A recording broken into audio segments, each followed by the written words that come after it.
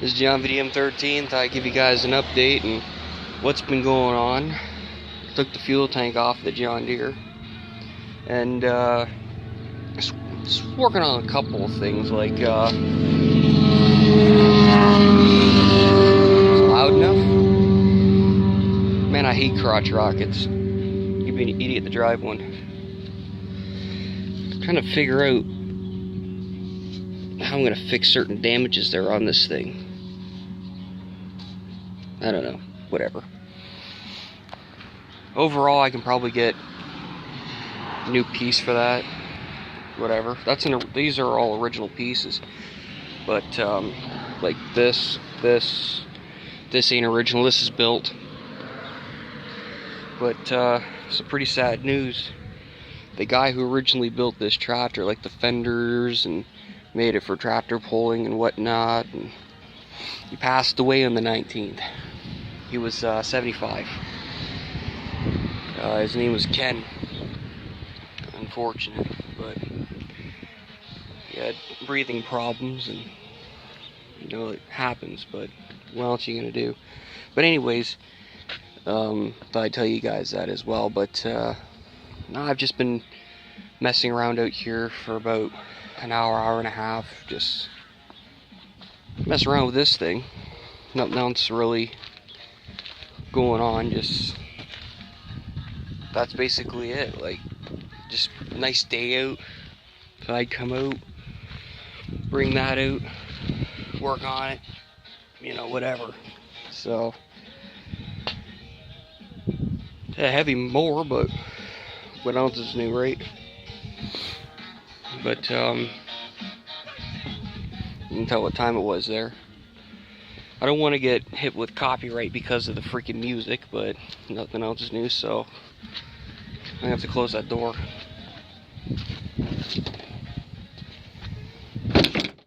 There's a secret to that. If you don't play the whole song, you don't get hit with copyright. So, good enough. Plus, it's on the radio. So this is the thing I want to know, is how can YouTube censor out and take out your audio when the music is on the radio for everyone to listen to? I want to know, why does YouTube do that? It's stupid. That's what it is. Why? Because a lot of people, I'm going to be honest, a lot of people at YouTube that control everything are just dumb. They don't know how to do their job. Hell, they even had somebody come in and they had a woman shoot up the place. I think it was like kill 4 people or something there at the YouTube headquarters a little while back. So, and that's because they decided to cut people off for money and everything. So that was their own damn fault. Plus, mental health kicks in. But anyways, enough chit chat about that crap. This is really what I've been working on. It's unfortunate my headlights were brand new when I put them on. Now look at them. See what winter does here? I just love Canada. Look at this. Like, you gotta be kidding me. I'm gonna take an SOS pad to that sometime. And the reason I put those headlights on is, number one, it looks good. Number two, if I ever do end up going in tractor pulls, they're mirrored on the back, so I can see which tire spins first, so I know what side to lean to for weight and traction wise. So that's, I don't think anybody's ever thought of that. Maybe they have, but I thought that was a pretty genius add-on. But no, this is all I've been really doing. How's this looking? Mice, they got into it not long ago. I had to take out walnuts. So that's, you know, it's always a thing in the winter, and spring comes, you gotta do all that. See how clean this is underneath? Just go like that, yeah. How clean is it in there? It's good. Perfect. But I wouldn't doubt if there's a mouse nest in the motor. It was last time, because when I got it started, it heated up way too fast. So I'm hoping maybe I could salvage this motor. Something's wrong with this carburetor. I don't know, it's spitting gas, spewing in 3 different places. So either I gotta really get a kit for it, or get another carburetor. Unfortunately, getting another carburetor for this is like a... what's the words I'm thinking of here? It's like getting... I don't know, I can't even think. It's just... it's hard to get carburetors for this kind of engine, unfortunately. I've been looking online, seeing if people have them, and when they do have them, they want $250 for a carburetor, which is ridiculous. It's like $150 carb, $100 most, maybe. I don't know. Engine's not really worth that much. It's only 11. Those side shafts go for more money. So, let's say, for instance, this kind of motor would be like 150, 200 bucks just by itself. Probably with the carburetor on it. And you're probably thinking, how can the carburetor be worth like 100 to 150, but the motor be worth that? Because when things are sold in packages, it's cheaper. When you part them out, you get more money. It's always been that way. But I'm just messing around with this thing today and just cleaning it up here and there. A little bit of spring cleaning. That's the mower deck to that Dynamark out back. I gotta clean that up sometime. I gotta replace some bearings because a bearing is gone in the one and it just grinds like you wouldn't believe. So it's not really the smartest idea to put it on and cut grass with it with that bearing like that. So I gotta fix that. I think it's just from sitting. They do that eventually. So because blades and everything, they seize up over time. Like, let's say if you got a mower outside and you got a deck on it and you have it sitting for like, I'm gonna say like a year, maybe less, or that, whatever, the bearings can seize up in those. This is pretty cool though. I actually have the mower deck hinges on it still for putting on a mower deck, so that's pretty cool. But this will never see another mower deck on it. I'm looking for a plow for the back, like you know what I mean, like a tractor plow kind of thing, where you plow through fields and rows, corn row, or not corn row, row crop kind of thing. Now row crop in tractor form means it's two tires that are together that are like that, but actually that'd look pretty cool like that. You know, it'd probably take nothing to actually make this into a row crop. The only thing is, I wouldn't destroy the original axle. I would take it off, put it off to the side somewhere, and make one up or buy one.